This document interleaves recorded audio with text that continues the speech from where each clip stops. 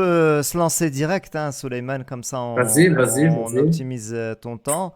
Donc, je suis Ouais, très ouais, ouais. content. Bienvenue au podcast. Alors, mon podcast s'appelle le Millennials Podcast. Ok. Et en fait, il adresse surtout une population qui s'intéresse au monde de l'entreprise. Tu vois, c'est plutôt les gens actifs ou les jeunes Ouais. étudiants qui vont bientôt sortir travailler. Donc, c'est surtout ça. Mhm, Bon, et en même mhm, temps, j'essaie de traiter les sujets phares quoi, de notre époque, de cette période que nous vivons. En tout cas, je suis très content de mhm, mhm. te retrouver. J'ai revu la vidéo qu'on avait fait, Soleiman, il y a 5 ans, je crois déjà. Ouais, hein, ça fait un bail. 5 ans déjà? 5 Ouais, à ans. peine? Ah ouais. Ouais, 5 ans, ça va, ça va. Et donc, j'étais. Ouais, il y en a eu des chocs qui se sont passés depuis 5 ans, hein. Voilà. Hein, je te dis pas. Ça fait Voilà. un bail, ça fait un bail. Bah Un écoute, bail. c'est ce que je vais essayer de capter là durant cette rencontre. Alors, il y a un sujet que je voulais aborder Mhm. d'abord avec toi, que je voulais discuter avec toi. On a appris Ouais. ce dimanche le tragique décès de Leandro Lo. Je pense que toute la Ouais. communauté du jiu-jitsu brésilien dans le monde a été choquée. Et nous aussi, ici au Maroc, on a été vraiment choqués Ouais.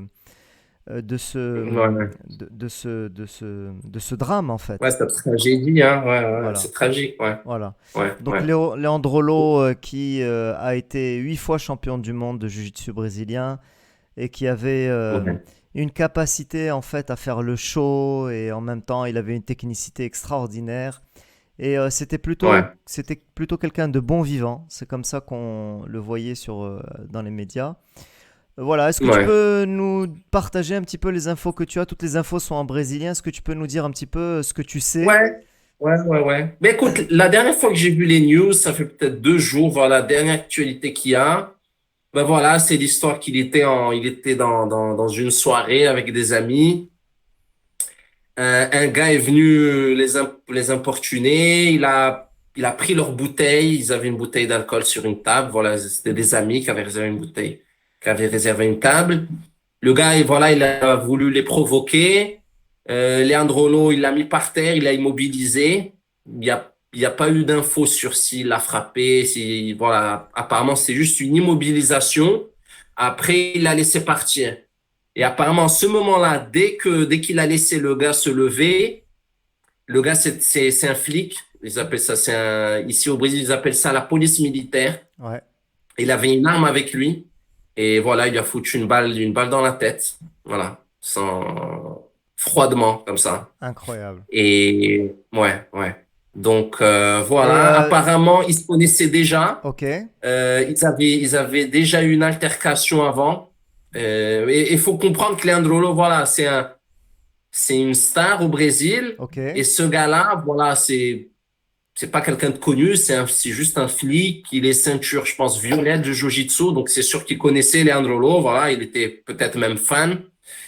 Donc, voilà, il a provoqué, il a voulu jouer avec lui. Et je regardais l'autre jour un podcast d'un flic brésilien. Qui aussi, il y a beaucoup de policiers qui font le jiu-jitsu. Ici au Brésil, le Ouais. jiu-jitsu, Mhm. voilà, ça fait partie de la base des Des forces entraînements. spéciales Ouais. brésiliennes. Mhm. Tu vois, ouais, c'est vraiment l'élite des policiers. Tu vois, la plupart, c'est des ceintures noires de jiu-jitsu. Il y en a même qui font de grandes compétitions. Ok. Et il disait, voilà, que la star, le champion, il va toujours tester. On va toujours le tester, tu vois. Et ce gars-là, probablement, voilà, il a voulu tester le champion, tu vois. Il l'a taquiné, voilà. Et malheureusement, voilà, Leandro Lo, il est tombé dans ce jeu-là. Et voilà, et au Brésil, voilà, les gens, ils sont armés au Brésil. Donc, Alors, voilà. dis-moi, Suleiman, ce gars aujourd'hui, il est arrêté, il est en prison. Ouais, ouais, il est en prison, mais vu que c'est un flic, Ok. il te traite d'une manière différente. Premièrement, tu es dans une prison différente, Ok. tu vois. Il va Mhm. rester 60 jours détenu Ok. ils appellent ça une prison préventive. Ok. Et après ça, en principe, il va répondre par ses actes de chez lui, on va dire. Il va être libéré jusqu'à que le juge, voilà, donne une sentence. Apparemment, ça va être juin, juillet de l'année prochaine, Waouh. 2023. Il y aura un verdict définitif. Parce que voilà, il a pas voulu donner sa version des faits. Il a Ok. dit qu'il allait juste donner sa version des faits au juge.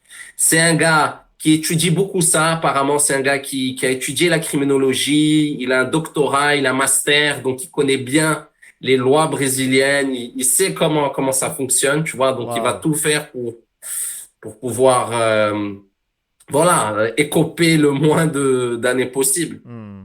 Mais voilà, ça représente à peu près la brutalité du pays, d'un pays armé, Ah tu ouais. vois, d'un pays Hmm. armé. Ok. Ouais. Il y a aussi la faute de la boîte, de la maison de fête, Ah ah. parce que en principe, chaque maison de fête a un endroit spécifique pour ranger les armes à feu. Tu peux pas, voilà, rentrer dans une boîte avec ton arme à feu à la ceinture. Même C'est si tu juste es, réservé. même si tu es flic, C'est Suleiman? voilà, il y a une catégorie de flics. Normalement, c'est juste la police fédérale. La police fédérale qui est autorisée à rentrer dans n'importe quel espace public Armé. avec son arme à la ceinture, que ça soit dans un avion, voilà, dans une boîte. Et c'est un risque. Et la boîte dans la loi, c'est un risque parce qu'il y a de la consommation d'alcool. Ouais. Donc, dans Hmm. la loi, voilà, il y a une législation c'est pas, ça n'oblige pas, mais ça conseille d'une certaine manière de ne pas avoir le port d'armes dans un endroit là où il y a des substances qui peuvent te mettre dans un état. Donc voilà, la première erreur, c'est ça. Cet endroit n'avait pas un endroit spécifique sûr pour garder son arme à feu. Tu vois. Alors Et voilà, c'est malheureux. C'est malheureux. je sais qu'il y a des endroits comme ça, par exemple aux États-Unis, où il y a des risques de fusillade, etc., où les gens sont Ouais. fouillés à l'entrée. C'est le cas là ou pas? Voilà. Ouais, c'est le cas, c'est le cas, c'est le cas. Non, Ok, c'est le cas. ok, Mais voilà, comme c'est un flic, je suppose que voilà, il a montré son insigne et voilà, pas de problème. À l'époque, quand j'étais au Brésil, quand je suis arrivé, je bossais videur pendant un an. Et on waouh, fouillait les gars. ok, On les fouillait. Les agents de sécurité étaient armés. Tu vois, moi j'étais le seul qui n'était pas armé. Voilà, j'étais l'étranger, le gringo, donc j'avais pas un port d'armes. ok. Donc voilà, ils sont tous fouillés. C'est vraiment, tu touches le corps, les jambes, tu lui demandes d'ouvrir les jambes. Voilà, c'est une fouille bien rapprochée. Donc voilà, c'est malheureux. Voilà, c'est un grand champion. Il avait un jeu agressif. C'était beau de voir. Le Jiu-Jitsu, c'est pas un sport qui est attractif pour la personne qui connaît pas le Jiu-Jitsu. Tu Ouais, vois, hmm, quelqu'un qui connaît pas le Jiu-Jitsu, je parle du Jiu-Jitsu avec le kimono. ouais. Tu vois, c'est deux gars qui s'attrapent. Voilà, tu vois. Le gars, il comprend rien.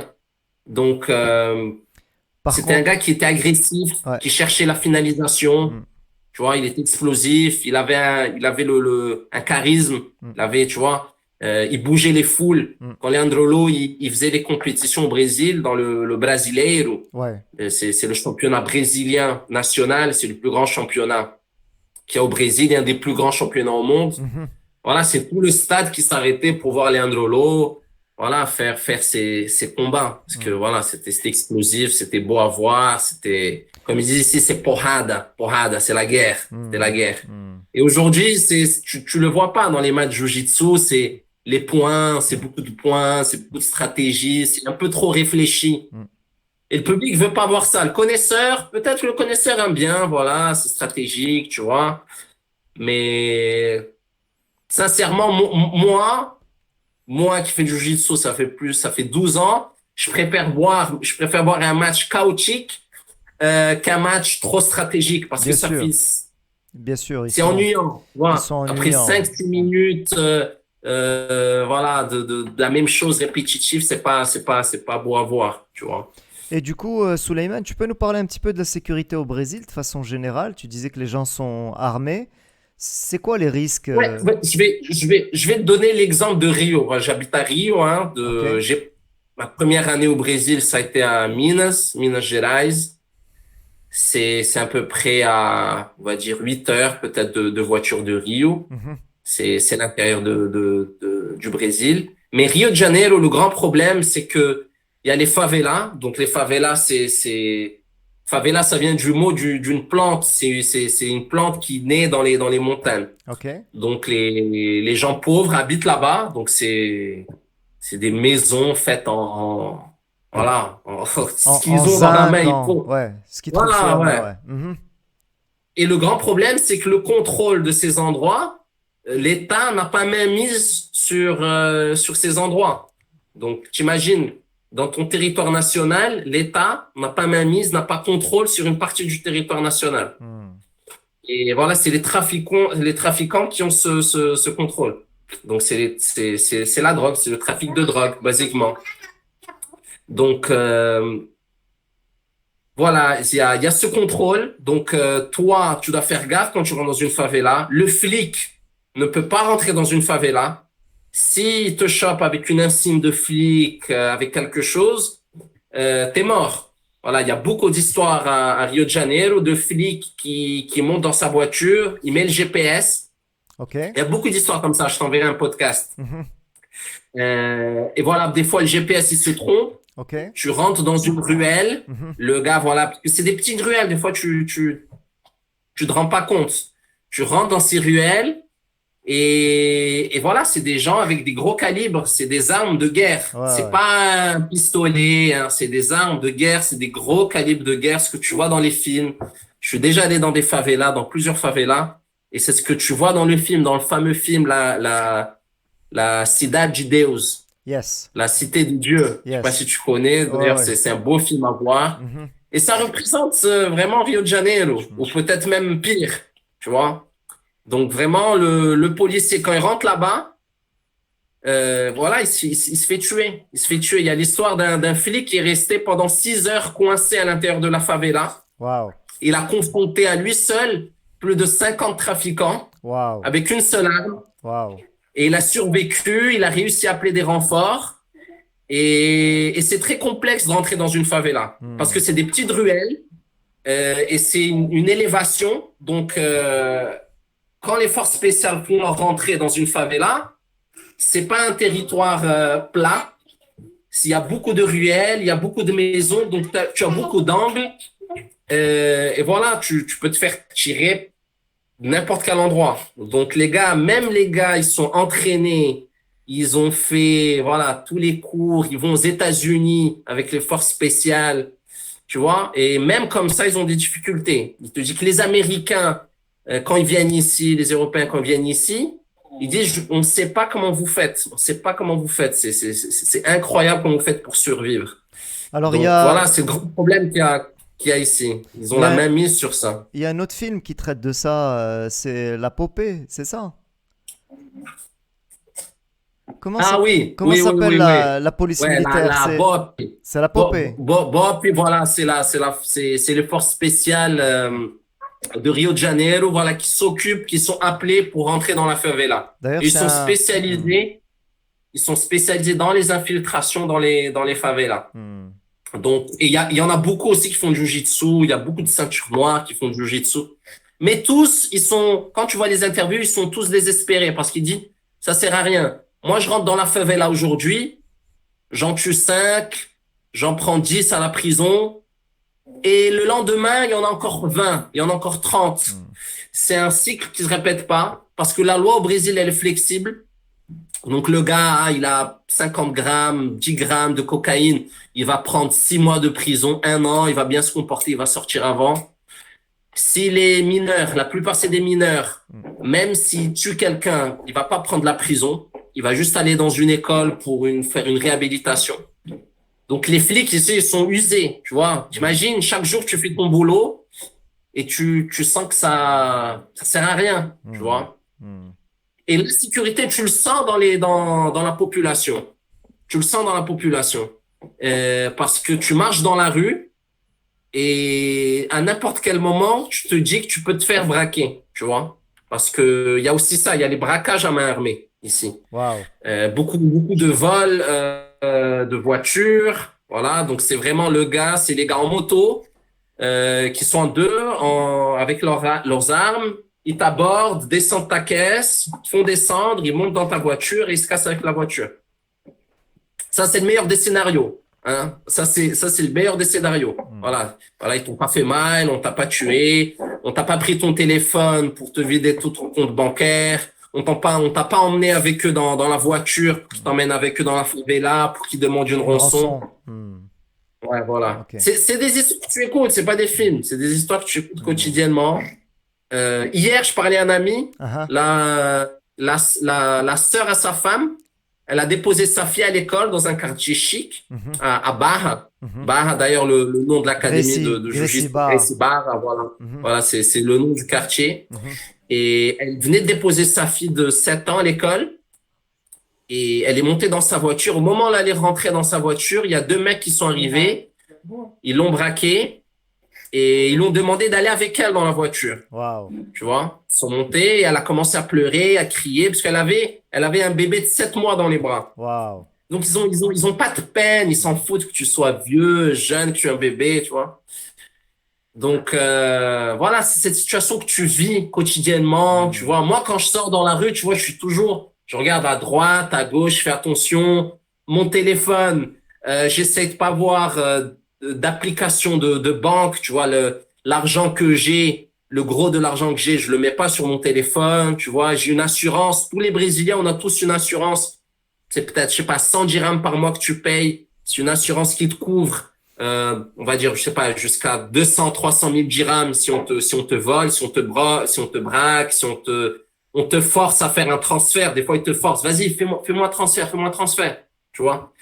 Donc, tu vis avec cette constante paranoïa, tu vois? C'est fou. Mais bon, Tu voilà. me décris Et une encore, réalité que je suis loin ouais, d'imaginer parce que c'est fou, hein? Rio avec de le Janeiro, Maroc, la plage, ouais, Bossa avec Nova. le Maroc, les armes sont Ouais, prohibées et sont très surveillées. Il y a des armes en voilà, ouais, circulation pour les chasseurs, mais c'est tout. Et ouais. c'est des petits calibres et c'est très réglementé. Et donc, Ouais. Non, ouais. c'est surprenant. Ça, c'est bien, c'est le meilleur des mondes. C'est le Mm, meilleur des mondes. mm. J'ai un ami qui vient d'être nommé chef de police Ouais. et il me dit, moi, dans la rue, je vais pas sortir avec mon arme et je vais pas sortir avec mon insigne. Parce que le trafiquant, le bandit, Ah, ah. euh, il a une règle. Le policier doit être tué. Waouh. C'est Donc, s'il terrible. te prend dans la rue, il te braque, lève les bras, il te fouille, il voit que tu es flic, tu as une plaque de flic, tu es armé, il te tue. Waouh, c'est terrible ça. Tu vois. Hmm. Donc, soit tu vas avoir ton arme avec toi, ton insigne, Tout le temps. et tu vas vraiment avoir la voiture blindée, tu vas faire attention à toi, tu vas toujours avoir ta main sur ton arme, pouvoir réagir rapidement. Et il y a des gens qui vivent comme ça. Il y a des Waouh. flics qui vivent comme ça. Waouh, Et c'est fou. dis-moi, je marche. Ça fait peut-être un mois, j'ai vu un podcast aussi sur ça. Le gars, il disait, moi, je marche avec deux armes avec moi Mhm. et quatre chargeurs Waouh. quatre chargeurs avec moi. De Tu munitions. vois, de munitions. Ouah, c'est terrible ça, Tu c'est fou. vois. C'est, Ça fait combien de temps mais que ouais, ça fait combien de temps que tu es au Brésil maintenant, Suleiman?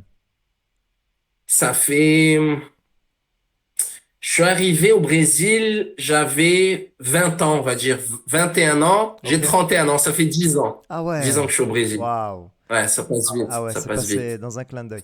Et là, Ouais. avec cet aspect sécuritaire, alors le Brésil, il se résume pas à ça, bien évidemment, mais Voilà, ouais. c'est quand même un élément important à tenir en compte. Alors, une question d'abord, est-ce que c'est spécifique à Rio ou c'est général au Brésil? Rio de Janeiro, voilà, c'est cinq particularités que tu as les plus grandes favelas au monde sont à Rio de Janeiro. Tu as la Rocinha, qui est à côté de Barra, c'est une des plus grandes favelas au monde. Donc voilà, Rio, c'est particulier. Tu as d'autres villes qui sont aussi dangereuses. Tu as certaines villes au nord du Brésil qui sont dangereuses. Ok. Mais Rio de Janeiro, voilà, c'est particulièrement dangereux parce que voilà, il y a ce grand trafic de drogue. Parce qu'il y a, c'est qui appuie ce trafic de drogue? C'est le riche qui habite à Barra, à Leblon, Ipanema. Voilà, c'est le petit riche de 30 ans, 40 ans qui achète la cocaïne, qui achète son shit ou sa marijuana. Voilà, chez le trafiquant. Et Donc, en contrepartie, tu vois, ça alimente ce voilà, ça business. alimente un cercle, voilà, c'est un cercle vicieux. Et voilà, c'est difficile. Donc, ça fait des années que chaque élection, ils essayent de trouver une solution à ça, tu vois. On va plus donner d'armes aux flics, on va plus de donner de liberté aux flics. Mais voilà, tu as le problème des inégalités. C'est une petite partie. Parce que ça veut pas dire que tu es pauvre, que tu es plus agressif. Il y a Mhm. des parties du Brésil que la pauvreté, elle est beaucoup plus pire qu'à Rio de Janeiro. Il n'y a pas autant de crimes. Parce que le trafiquant, il te vole pas parce qu'il a pas de riz, il a pas de lait chez lui à la maison, il a pas de quoi payer ses factures. Non. Le trafiquant, il te vole parce qu'il veut avoir la Rolex, il veut avoir la belle voiture, il veut aller en fête et il veut avoir les beaux habits, il veut, tu vois. Hmm. C'est pas des gars qui ont faim, tu Hmm. vois. Ils le font Yes. pour autre chose. Hmm. Donc, beaucoup de gens, ils disent, ah, c'est parce qu'il y a des inégalités à Rio de Janeiro. Non, non, non, c'est beaucoup Rio, plus que ça. Il y a Rio, d'autres choses derrière. c'est combien d'habitants? Je ne saurais pas te dire, Morcine, c'est gigantesque, c'est gigantesque. Je peux te dire maintenant, laisse-moi Ok, checker rapidement. ok. Alors la Et question, peut-être que je sais pas, c'est 4 millions peut-être. C'est quelque chose de gigantesque. alors peut-être que c'est plus. Dis-moi, Je te dis-moi. donne un ordre de grandeur. Casa, c'est autour de 7 millions. 6 à 7 millions d'habitants. Rio de Janeiro, c'est... Alors, la ville, pas l'État, hein, parce que c'est différent. Ok, La ville de Rio de Janeiro, c'est 6,7. ok. 6,7 millions. C'est un peu la taille de Casa. Ok. Ouais. Bon, Ah, c'est fou Casa, ça. Moi, Casa, Ca- j'aurais jamais imaginé que Casas a la taille de la ville de Rio. ouais, Casa, c'est gigantesque aussi. C'est une Ouais. ville tentaculaire. Et du coup, donc c'est 10 ans. Quel est un petit peu le bilan que tu 10 ans. fais, le bilan que tu fais à date? Bilan, ouais, c'est difficile de donner un bilan. Tellement de choses se sont passées en 10 ans. Mais rapidement, pour revenir à cette question de l'insécurité, Ouais, ce qui fait que les gens restent à Rio, ouais, c'est que tu as la nature, tu as, tu as le climat qui est agréable, les gens, ils sont agréables, c'est des bons vivants, ok. tu vois. Et tu vois, voilà, tu as ce côté fête, tu as ce côté content, tu as la plage à côté, tu as la montagne à côté, donc tu as les cascades, la plage. Voilà, donc c'est ce Et qui fait qu'en contrepartie, les gens, ils sont prêts à sacrifier un peu de leur liberté. Parce qu'imagine-toi, tu es père de famille avec des enfants et tout, tu peux pas vivre avec cette épée de Damoclès sur toi constamment, tu vois. hmm, Tu dois acheter ta voiture blindée, tu dois faire attention à ce que tu te gares. hmm, À partir de 9h, 10h, tu sors plus, tu waouh. vois. Hmm. Ça Tu as, pèse, ça pèse. tu as un ensemble de concessions à faire. Alors, Voilà, voilà, moi, voilà. moi l'une des raisons qui m'a fait sortir de Casa, c'est la sécurité. Tu sais, quand T'as vu ça? tu T'as vu commences à ça? avoir une famille, etc. Et là, les problèmes sécuritaires qu'on peut avoir à Casa n'ont rien à voir, n'ont absolument rien à voir avec ce que tu Mais il y a vis. quoi? Raconte-moi, parce que moi, je suis out du Maroc, ça fait plusieurs années. Qu'est-ce qui se passe à Casa? Quoi comme type d'insécurité il y a? C'est quoi? Casa, c'est un peu ce que tu as décrit. Il y a des vols, il peut y avoir des vols à l'arraché, il peut y avoir des agressions à l'arme blanche. Ouais, Mais c'est rare où, je sais pas, un crime est commis dans un quartier huppé. Peut-être que dans des quartiers, tu sais, malfamés, où il y a des problématiques de mafia ou de drogue, il peut y avoir des règlements de compte. Donc c'est des choses, ouais, voilà, c'est des choses qui peuvent arriver. Mais c'est très très rare. Même, j'ai pas d'anecdote là en tête d'un crime qui se serait passé dans des quartiers connus comme au Maarif ou à Anfa ou tu vois ou à mhm, Bourgogne, etc. Mais par contre, ce que tu ouais, peux avoir, c'est voilà, c'est des agressions à l'arme blanche, c'est des vols à l'arraché, c'est voilà, peut-être de temps en temps une jeune fille qui va se faire kidnapper. Mais voilà, ouais, par rapport à ce que tu me décris, c'est vraiment peanuts, on va dire. Il n'y a pas de braquage ouais. avec des flingues, il n'y a C'est pas de... psychologique, je vais te dire, même si à Rio, il y a 20 braquages par jour, il y a 15 ans, on va dire, il y en a un par mois. Même s'il y en a un qui arrive par mois, psychologiquement, tu rentres dans cette paranoïa et tu dis, voilà, ça peut m'arriver. C'est Ça ça. peut m'arriver. Donc, je dois faire attention. Donc, faut faire gaffe. Je dois quitter. Je dois trouver autre chose, tu vois. C'est ça, des fois, on doit faire gaffe de pas tomber dans ce, dans ce, dans Dans ce, un dans côté ce piège, paranoïaque, tu ouais. vois. Hmm, Voilà, hmm, voilà. D'ailleurs, c'est ce qui fait que je suis encore à Rio. hmm. Sinon, Sinon, tu sinon, aurais tu tiens quitté. pas. Hmm, Voilà. Ouais, j'ai une fille de 4 ans, tu vois, tu réfléchis aux choses avant. hmm. Quand je venais à Rio, j'étais un peu plus jeune, j'avais pas d'enfant. Je partais au favela, je me disais, je vais visiter, connaître. Voilà. pas de peur. Aujourd'hui, je me dis que voilà, c'est de la folie. Je Ça- partais, je rentrais dans les favelas, je les voyais, c'est des gars avec les fusils, avec les kilos de cocaïne devant eux en train de vendre. Tu vois, c'est les motos, ce que tu vois dans les films, les gars en moto avec leurs armes. C'est triste à voir. Tu vois la pauvreté autour de toi, les gens, ils vivent dans des endroits insalubres, tu vois. C'est Suleiman, difficile. Suleiman, est-ce que tu peux nous parler de ton métier? Est-ce que tu peux nous parler un petit peu de ton environnement professionnel, de ton intégration dans le monde professionnel? Ouais. Ouais. Ben écoute, ça a été difficile. Je suis arrivé au Brésil. J'ai commencé comme videur et professeur de français. Ok, Voilà, ma première année. ok, Après, j'ai enchaîné avec des études en relations internationales.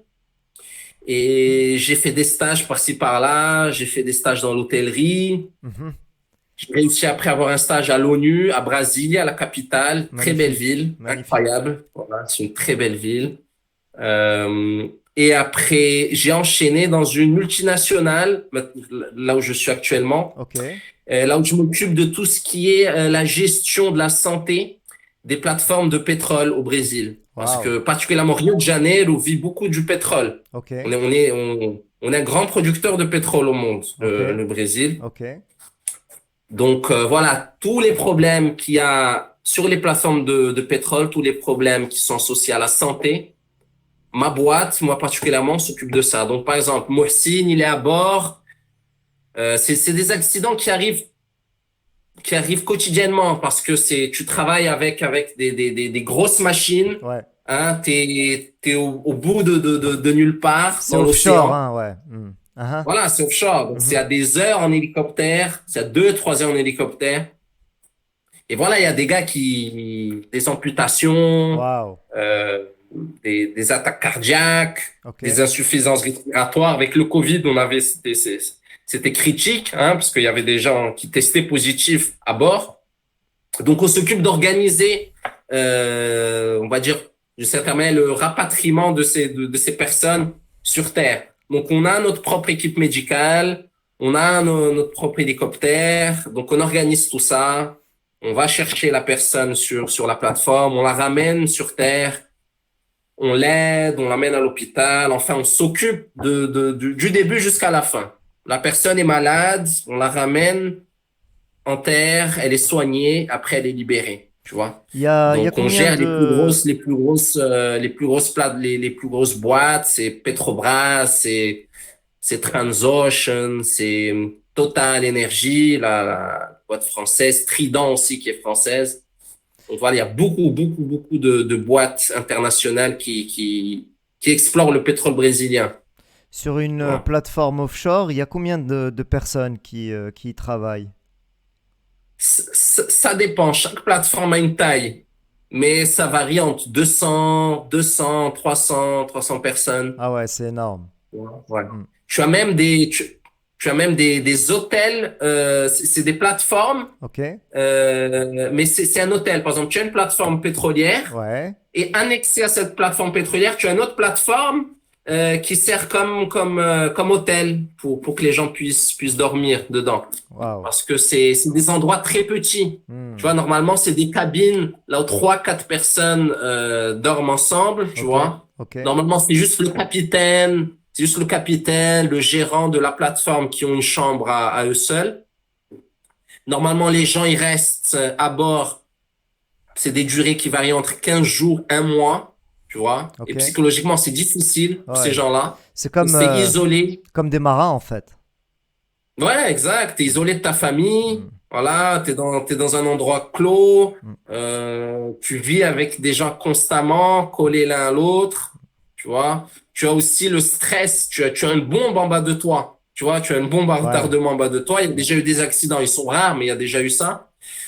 Donc voilà, c'est particulier, c'est particulier, c'est stressant, c'est un travail stressant parce que voilà, la vie de ces gens dépend de toi. Ok, Donc, tu peux pas rater un petit détail. ok. 1 minute en retard, Peut ça change coûter. la donne. Ah ouais. Hmm.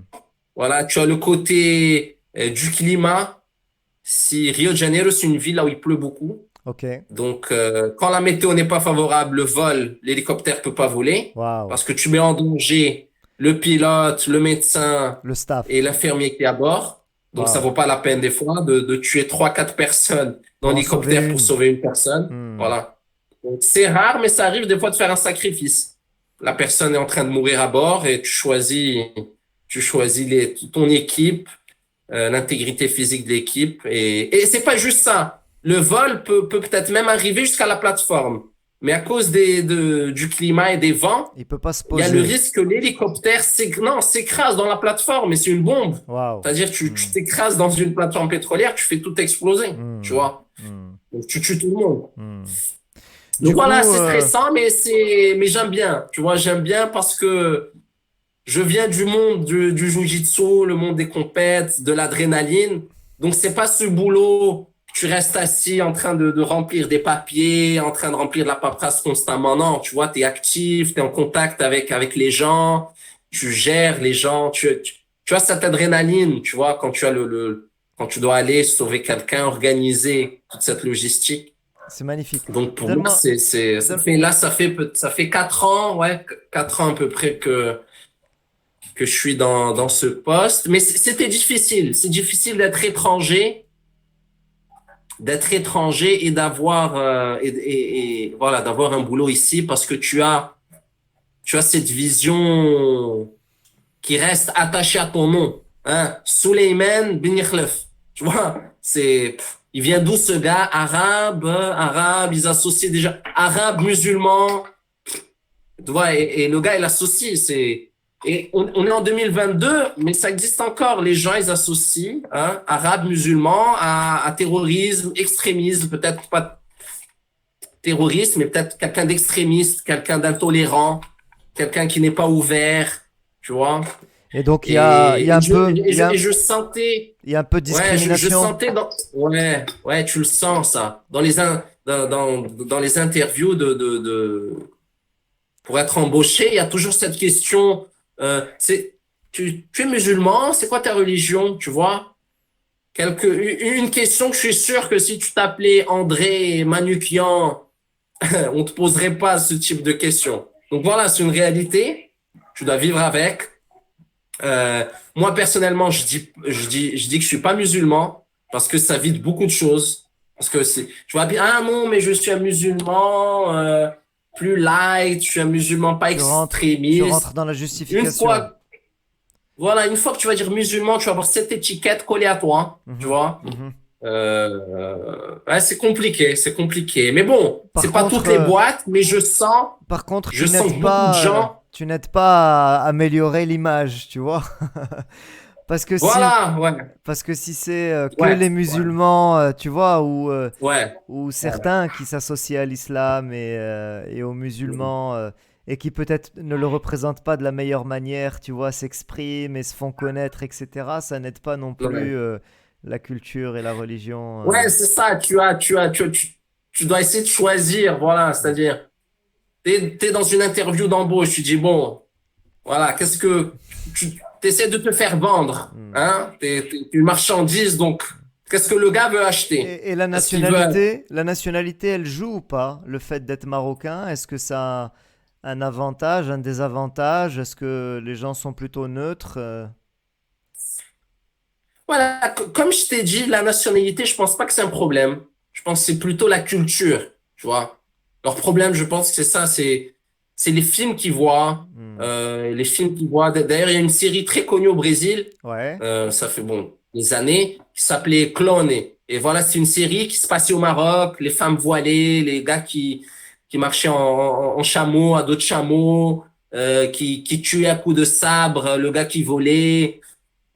Donc voilà, donc chaque fois que je disais que je suis marocain, arabe, musulman, ah oui, le film, alors c'est comme ça dans ton pays? ah ouais. Est-ce que les femmes sont comme ça? Est-ce qu'on tue les gens comme ça? Est-ce qu'il y a cette tradition? Donc même si la personne, elle ne dit rien, elle verbalise pas, dans sa tête, elle a cette vision, tu Ouais, c'est vois, ça. Hmm. Et comme tu as dit, c'est un travail à faire. Donc je Hmm. pense, voilà, plus il y aura d'étrangers, plus il y aura d'arabes, plus il y aura de musulmans, voilà, qui montrent que voilà, ils sont autres que cette image-là, c'est sûr que ça va changer. Hmm. Mais je pense que s'il y en a 100, s'il y en a 100 qui sont bons, il suffit qu'il y en a un qui fasse une connerie, tu vois, et c'est bon. Et c'est bon. Ouais, en Je me fait, souviens dans ouais, une compétition au Brésil, à l'époque, j'étais ceinture violette ou ceinture bleue. C'était une compétition très forte à Rio de Janeiro. C'est une compétition de locaux. Ils appellent ça la Copa Ciclone. Et, mon premier combat, c'était contre un gars de l'académie Gordo Jiu-Jitsu. ok, C'est un grand maître de Jiu-Jitsu très connu. C'est d'ailleurs un des gars qui a renforcé la demi-garde qu'on pratique dans le Jiu-Jitsu. ok. Et j'ai réussi à finaliser l'adversaire. Waouh. Et les gars de mon académie ont commencé à chanter Rua terrorista, Rua terrorista. Ah bon? Ils commençaient à crier le terroriste, tu vois, mais d'une manière positive. C'est Pour eux, ça, c'est c'est une ça. manière de rigoler, tu vois. Mais ça en dit long sur Sur le l'image mindset. que l'arabe, que le musulman a Ouais, dans ce pays, tu ouais. vois. Hmm. Et voilà, c'est sûr, c'est les films américains, tu vois, ces gars-là, ils connaissent voilà, la culture arabe musulmane à travers des films, Hmm. tu vois. En fait, Pratiquement, c'est ça.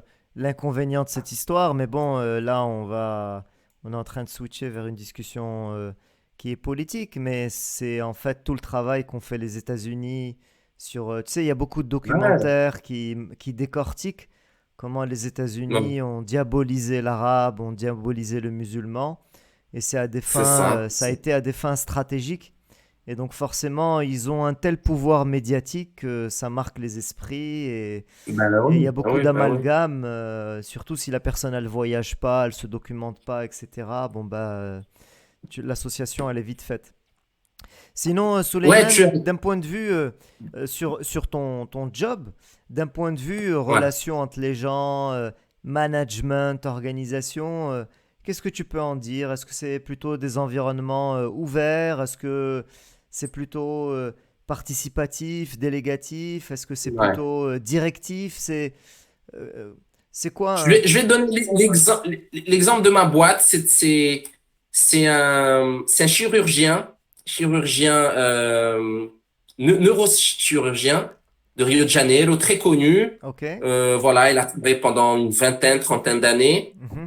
Et il s'est lancé, voilà, dans l'entrepreneuriat. Il a créé au début une entreprise qui gérait les centres intensifs des hôpitaux privés à Rio de Janeiro. Ok. C'est des hôpitaux, on va dire, chics. Parce que ici, la santé publique, on va dire pratiquement, c'est comme au Maroc, tu Elle est vois. dégradée. Si tu as de l'argent, si tu as une bonne condition, tu vas payer une assurance privée Mhm. qui va pouvoir te permettre si tu as un problème de santé, d'aller dans un hôpital privé, là où tu auras de bons médecins, une bonne structure. Tu vois. Voilà, une structure internationale, un hôpital que tu trouveras à Paris, à Madrid, aux États-Unis. Donc lui, il s'occupait de ces types d'hôpitaux. Mhm. Et après, il a commencé, voilà, il a vu cette opportunité avec les plateformes de pétrole, voilà, de pouvoir s'occuper de tout ce qui est, toutes les questions de santé Mhm. des plateformes de pétrole et des entreprises de pétrole, parce que c'est pas juste l'offshore, c'est aussi l'onshore. Donc tu dois gérer aussi les fonctionnaires, faut faire leurs examens médicaux une fois par an, Ok. faut faire un check-up. Mhm. Donc, il a commencé comme ça. Voilà, c'est une petite entreprise familiale. Ok. Donc, c'était la femme qui travaille avec lui, sa fille, l'ami de son ami, etc. Et il a tellement bien réussi qu'il a réussi à vendre une partie de son entreprise à une multinationale, la plus grande multinationale qui s'occupe de tout ce qui est santé dans le monde, qui est International SOS. Ok. Donc, il a fait ce qu'ils appellent ça une joint venture. Ok. Donc, on va dire, c'est plus ou moins 50-50. Je sais Ok. pas exactement comment c'est organisé. Mhm. Mais actuellement, voilà, ça reste un peu une entreprise familiale, D'accord. Ok. avec une vision familiale des choses. C'est-à-dire, Ok. il y a toujours la fille du gérant qui bosse, euh, même si le gars, il est encore CEO, ils s'occupent encore des choses, Ok. ils ont difficulté de déléguer, ça c'est difficile, de déléguer Hmm, certaines tâches. hmm. Même si tu as un directeur, même si tu as un gérant, même si tu as des superviseurs, c'est une chose que je sens de manière interne. Mais de plus en plus, cette multinationale, voilà, elle essaye voilà, de ramener cette vision américaine, européenne à l'intérieur, de déléguer, tu vois, de donner plus d'entraînement aux fonctionnaires, de pouvoir payer une formation, payer un master, payer un doctorat. Et il faut pas non plus toujours attendre que la boîte te donne cette offre, tu vois. Bien sûr. Fait, des fois, faut aller parler à ton gérant, parler à ton directeur. Voilà, je suis intéressé, je voudrais faire ça comme spécialisation. Donc, voilà, en tout cas, dans ma boîte, je vois que c'est pas encore une Google, on va dire d'une certaine manière, Ouais. tu vois. Hmm. C'est ces entreprises que tout le monde rêve de bosser avec une table de ping-pong, avec des heures de travail flexibles, avec un travail à la maison de chez toi. Parce que dis-toi qu'on travaille avec la santé, donc je peux pas me permettre de bosser chez moi Ouais, d'être à et qu'il y ait une distance. coupure d'électricité. Non, Ouais. une coupure d'électricité, que mon internet tombe. Ouais. On peut pas. Donc, dans notre boîte, on a des générateurs qui peuvent Hmm, tenir jusqu'à 48 heures, hmm. qui fonctionnent à base de fuel, tu vois. Et Donc, même s'il y a une panne générale, comment tu as même s'il y fait a une panne, du moins. comment tu as fait dans la période Covid, quand il y avait les confinements, tu avais le droit d'aller Mais écoute, travailler? voilà, ouais. Ok. Ouais, parce qu'on était considérés comme on bossait dans le secteur de la santé. Ouais. Donc le secteur Donc de la c'est santé n'était pas visé. les fonctions utiles, quoi, les fonctions indispensables. Voilà, critique, ouais, Ouais, ouais. indispensable. Ça a été le cas ici au Maroc. Il y a certains secteurs comme la santé, comme les banques, comme Ouais, d'autres ouais. qui ont été considérés comme Ouais, indispensables et donc indispensable. ils avaient les Voilà. autorisations pour aller travailler. Super. Mais tu me parles du Covid, un bon aspect que tu vois qu'une entreprise qui pense par rapport aux fonctionnaires, bon, bien sûr, par rapport à elle-même, l'entreprise, mais par exemple, on avait un chauffeur qui nous ramenait à la maison et qui nous emmenait euh, dans les bureaux, tu vois, pour éviter, bien sûr, de sortir ou de prendre un métro, de prendre un bus, de s'exposer, hein. Donc, c'est aussi, voilà, tu vois que Ils ont la mis en place souciance que une organisation. Hmm. Hmm. Voilà. Ok. Donc, c'est aussi un aspect que tu vois, voilà, que les entreprises essayent voilà, de valoriser son fonctionnaire et aussi le fonctionnaire quand il voit que la boîte, voilà, se préoccupe pour sa santé, se préoccupe pour sa famille, tu vois, ça lui donne aussi plus d'envie de travailler, d'être plus fidèle à son entreprise, tu vois. Même s'il y a peut-être un côté négatif, bon, l'autre côté aussi, les positifs, ça équilibre et voilà, tu vois. Je sais qu'à Rio, il y a une certaine culture du physique. Les gens font du Ouais, sport, ils essaient de manger healthy, ils peuvent même faire de ouais, la chirurgie pour pouvoir bien paraître, etc. Et en fait, ouais. c'est un way of life, c'est un style de vie. Ouais, Et donc ouais, beaucoup vont choisir des horaires, nous ici on va dire aménagés, parce qu'ils vont pas, ils vont travailler peut-être 5 heures par jour pour pouvoir aller à la plage, faire du sport, etc. C'est le cas ouais, ça? Est-ce que c'est une réalité à Rio ou c'est juste ouais. quelque chose Non, ici, que diffusent les médias? ici, c'est des... Non, non, non, c'est vrai. Tu as vraiment le culte au corps, pas juste à Rio, dans le Brésil, partout au Brésil. C'est le pays là où il y a le plus de salles de musculation par mètre carré dans le monde. Waouh! Donc, c'est Nous vraiment les c'est les salles de... cafés. Au Maroc, c'est les cafés. Voilà, c'est Moi, ça. j'aurais Exactement. préféré les salles de Chaque, sport, mais bon, chaque coin de rue, comme au Maroc, chaque coin de rue, tu as une salle de muscu. Au Maroc, tu as un café. c'est ça. Tu as pas un café, tu as deux cafés. C'est Tu ça. vois. Donc, ouais, vraiment, il y a ce culte au corps. Et c'est pas juste, voilà, tu as ce côté musculation, tu vois, être bien, être musclé, être beau pour après aller à la plage et être. Mais tu as aussi ce côté nature, les gens, tu vois des fois des gars qui arrivent à la plage à 5 heures, 4 heures, le gars il a essayé de finir tôt son boulot, il arrive en costard cravate, il descend de sa voiture en costard-cravate, il enlève son costard-cravate, il a un maillot en bas de son pantalon, il met son lycra, il prend sa planche de surf et voilà, il rentre dans l'eau. Et voilà, ou Magnifique. kitesurf aussi, Du, tu du vois, ou coup, jujitsu aussi, tu vois, c'est du coup, dans la dans réglementation du travail, c'est combien d'heures par semaine? c'est 8 heures, c'est 8 heures, voilà, c'est normalement, 8 ouais, heures, tu 8 commences heures à par 8 heures, jour. 9 heures, C'est 8 heures voilà, par jour? voilà. Ouais, 8 heures par jour, voilà, Donc avec c'est quoi? une heure de pause, Donc c'est une quarantaine heure de d'heures, pause une pour déjeuner. quarantaine d'heures par Voilà, semaine? ouais, ouais, Ok. c'est ça. Comme au Maroc, Ouais, non, ouais, ouais. ça doit C'est être pareil, non? comme C'est ici, ça? c'est autour de Ouais. 42 ou 44 heures de travail par Mais semaine. ils sont beaucoup plus flexibles. C'est-à-dire ici, il y a un problème avec les gens ne sont pas ponctuels. Ok. Donc, par exemple, l'horaire d'embouteillage à Rio de Janeiro, c'est à 11 heures 10 heures du matin. Ah ouais. Et en principe, en principe, les entreprises commencent à 8 heures 9 heures. Donc, en principe, t'aurais pas d'embouteillage à ces horaires-là. Waouh. Mais ici, c'est infernal. À 10 heures 11 heures, tu as des embouteillages de dingue. 10 heures 11 heures du matin. Donc, tu as ça, voilà. Les gens sont pas très ponctuels, tu vois. Tu as cette question-là, cette flexibilité. Ça m'énerve un peu. Par exemple, quand tu as un ami, ah, demain, on se voit, on se prend un café à 5 heures de l'après-midi, tu vois. Ok. Si le gars dit 5 heures de l'après-midi, dis-toi que c'est 6 heures de l'après-midi. Minimum. Minimum, minimum. On va dire même c'est peut-être mal éduqué d'arriver avant l'heure. Ah ouais. Hein, c'est pas bien vu, on va dire. Tu vois. Donc avant, je vais te dire, quand je suis arrivé au Brésil, avant j'arrivais au rendez-vous, aux entraînements. À l'heure Ah, pile. si l'entraînement est à 5 heures, si l'entraînement est à 5 heures, moi j'arrivais à, voilà, 5 heures moins quart. Ok. Voilà, minimum. 5 Ok. heures moins quart, le temps d'arriver, de mettre mon kimono, de m'arranger. Comme ça, 5 heures, je suis prêt et on y va. Tu vois? Non. J'arrivais et je restais en train d'attendre 40 45 minutes. L'entraînement, il commençait à 5h30. Waouh. Et c'est partout, hein. Hmm. C'est pas, j'ai visité beaucoup de salles, pas à Rio, mais dans d'autres États et c'est pareil, hein.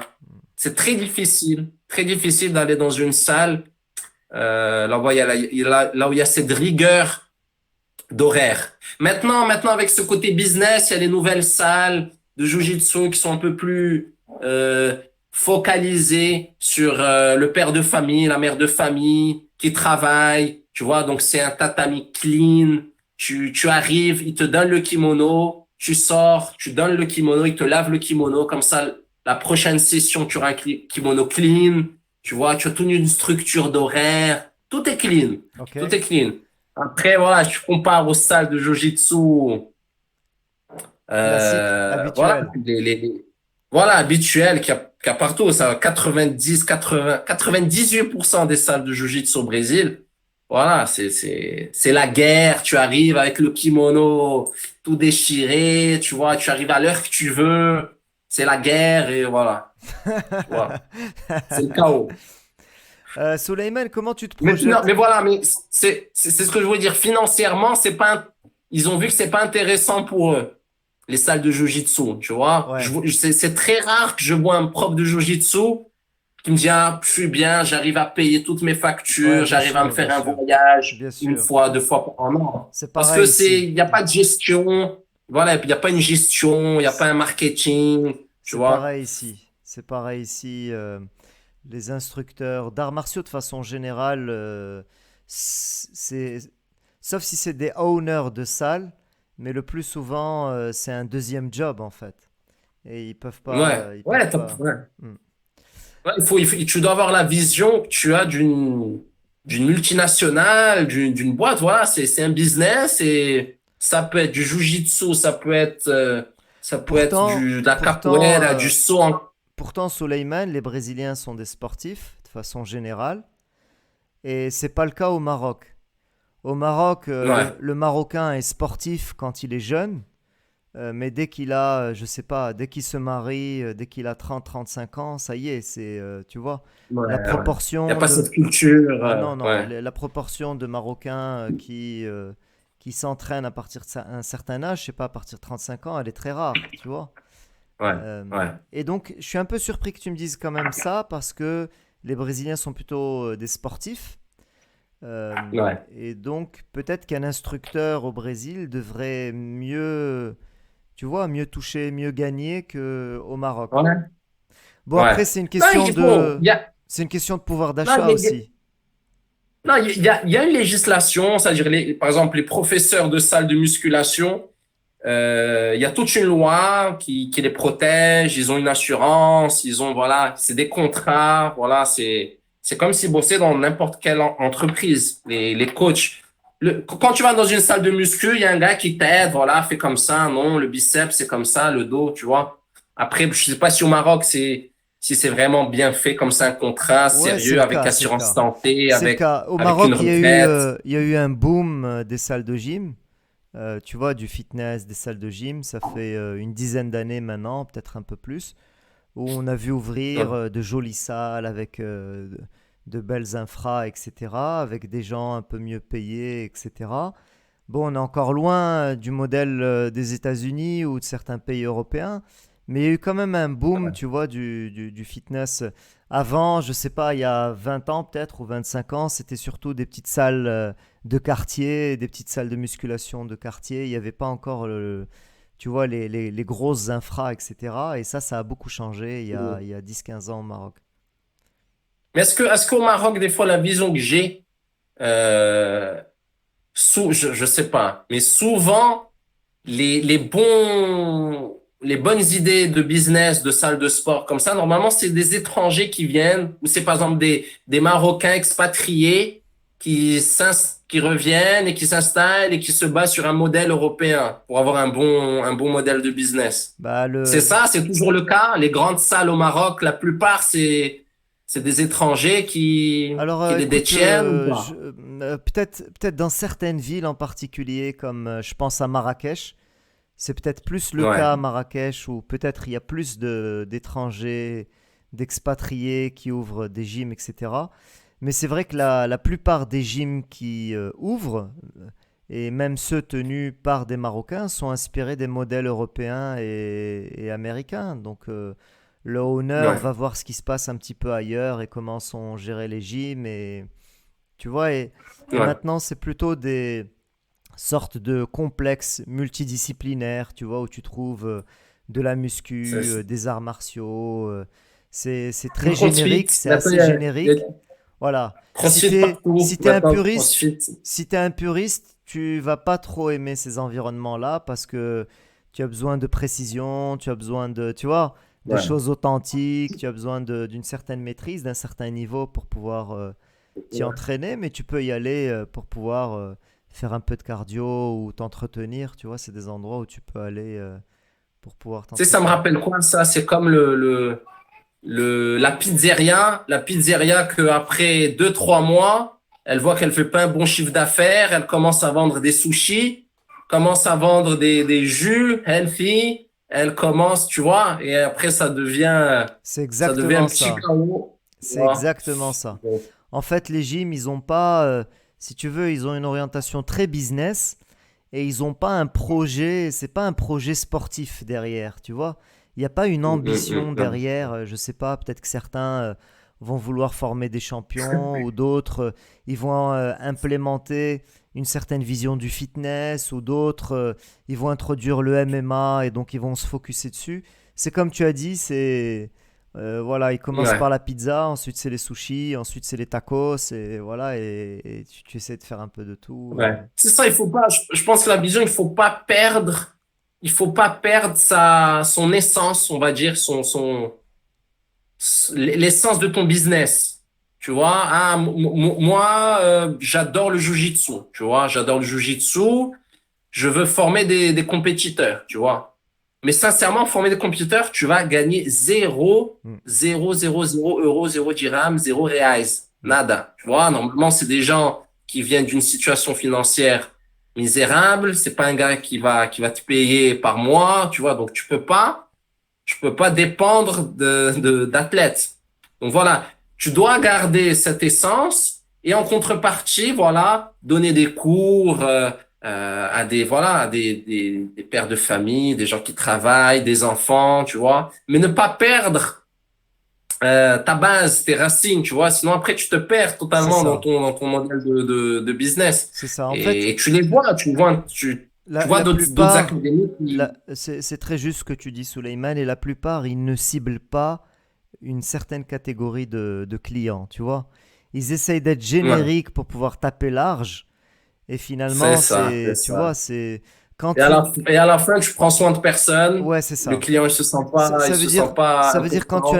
quand tu as un minimum de culture sportive, un minimum de background, tu peux facilement ne pas t'y retrouver, tu vois, parce que ça te parle pas, parce que voilà, tu sens pas qu'il y a Ouais. un ancrage sportif, tu sens pas qu'il y a un projet derrière ou une culture ou C'est ça, parce que toi, même si tu es, voilà, un gars qui n'est pas un athlète, tu vois, tu fais de la boxe, du jiu-jitsu une fois, deux fois par semaine pour te maintenir, parce que c'est un hobby.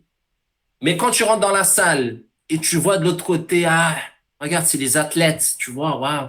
Tu es inspiré par ça, tu dis, tu vois, et ça donne aussi de la confiance. Mm, Parce que c'est compliqué de t'entraîner avec n'importe qui, des fois. mm. Des fois, tu as même l'illusion, mon coach, il est bon. Mon coach, top. Il dit qu'il est champion de ça, il a gagné ça et ça et ça. Mais toi, t'as jamais vu de l'autre côté de la rue, tu vois? C'est ça. Donc, t'as seul, Ta seule le monde se référence, résume à ce gars-là, hmm, tu vois? ouais, Donc, c'est important d'avoir une personne vraie, hein, c'est difficile, hein, au Maroc, par exemple. Au Maroc, par bien exemple, le sûr. Jiu-Jitsu, tu dois avoir beaucoup de gens, tu le vois, beaucoup de ceintures noires, beaucoup de gens qui, tu te dis, ah, ce gars, il vient d'où? D'où est-ce qu'il a pris sa ceinture? C'est quoi son background? Hmm, Il dit qu'il est champion de ça, de ci, de ça.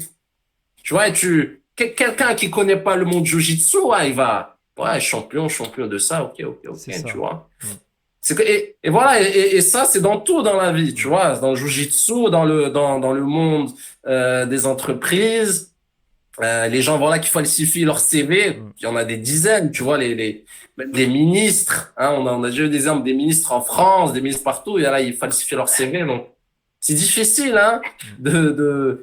de pouvoir travailler, hein, avec des gens vrais, et vraiment qui, comme ils disent, qui back up, vraiment que ce qu'ils disent qu'il faut faire, ils l'ont déjà fait, ils ont déjà vécu ça, ils sont déjà allés à la guerre, ils ont déjà, tu vois, ils ont déjà beaucoup travaillé sur ça, ils ont déjà beaucoup vécu ça. Et ça te donne une confiance, Bien tu sûr, vois, comme élève, comme fonctionnaire, tu vois. bien sûr. Alors, Suleiman, là, ça fait une petite heure qu'on est ensemble. Je veux pas Ouais. faire de cette rencontre. Laisse-moi prendre un petit verre d'eau. Vas-y. Je veux pas faire de cette rencontre un moment Non, c'est un plaisir. trop long. Je sais aussi, ça me permet, ça fait tellement longtemps que je parle pas en français que ça me permet aussi De pratiquer ton français. de le pratiquer. Rappelle-moi Ouais. combien de langues tu parles. Tu en parlais quatre ou cinq? Cinq, ouais. Cinq. Là, ça fait cinq, voilà, avec le portugais. Voilà, Yes. c'est l'espagnol, le français, l'anglais, le portugais et l'arabe. Mais l'arabe, sincèrement, l'arabe, je sais pas, Derija, c'est pas l'arabe, c'est Derija. Derija. Ouais, c'est le Derija. Et dialecte. Derija, Dialecte. quand je vais au Maroc, tu sais, quand je vais au Maroc, ils me disent Nchem Ninjay. Et quand je suis au Brésil, ils me disent, tu viens d'où, toi? Citoyen du monde. Citoyen Yak, du monde. citoyen du monde. Comment tu te projettes dans les prochaines années? Tu prévois de continuer de rester à Rio, au Brésil, ou tu as d'autres Voilà, plans? Pas Rio, voilà. Tu Je penses au fais tout. Maroc? Le Maroc rentre dans tes options? Pas du tout. Comment tu vois les choses? Difficile, hein. Tu sais, avec ces années qui se sont passées, tu sais jamais ce qui t'attend. Mais voilà, d'une manière innocente comme ça, dire le Maroc non, parce que je me sens pas intégré à la culture marocaine. Ça fait tellement de temps que je suis dehors que quand je reviens au Maroc, je me sens trop Tu distant es en des décalage. gens, Ouais. un décalage, tu vois. Bon, Donc, je c'est sais pas normal, si hein. C'est je normal. réussirai voilà. C'est normal. Après Mais 10 bon, c'est une ans. question, Hmm. ouais, ouais. Mais Mais après, c'est voilà, comme tu as dit, c'est une question de temps, mhm, c'est s'adapter. mhm. Et bien sûr, tu as la famille qui est là-bas. Ça fait Ouais, toujours plaisir d'avoir tes proches à côté de toi. ouais, C'est quelque chose que des fois, même souvent, des fois, voilà, tu réfléchis. Quand tu es jeune, c'est tranquille, mais plus tu avances dans l'âge, tu ouais. vois, tu réquestionnes ces choses, tu valorises plus ce côté familial, Mm, tu vois, parce que tu vois que les amis, ça part rapidement, mm. mais après, ce qui reste, c'est toujours la famille, hein. Yes. Donc, à court terme, j'ai pour objectif de sortir de Rio pour Ok. essayer de sortir de ce chaos. Rester au Brésil parce que voilà, c'est une culture que j'aime. C'est des gens simples, c'est des gens chaleureux. Il y a une culture, il y a la culture du jiu-jitsu parce que je suis un addict, même si je m'entraîne pas comme avant. Je suis plus le Suleiman qui faisait des compètes, etc. Je suis un gars, voilà. L'objectif, c'est juste, c'est le boulot, boulot, boulot. Donc, je m'entraîne deux fois par semaine. Mais voilà, c'est important pour moi qu'il y ait une bonne salle de jiu-jitsu à côté de chez moi, dans laquelle je puisse aller pratiquer. Donc, l'objectif, c'est de sortir de Rio, de la ville de Rio, pas de l'état de Rio, parce que l'état de Rio, il est gigantesque Ok. et il y a des endroits paradisiaques. Donc, voilà.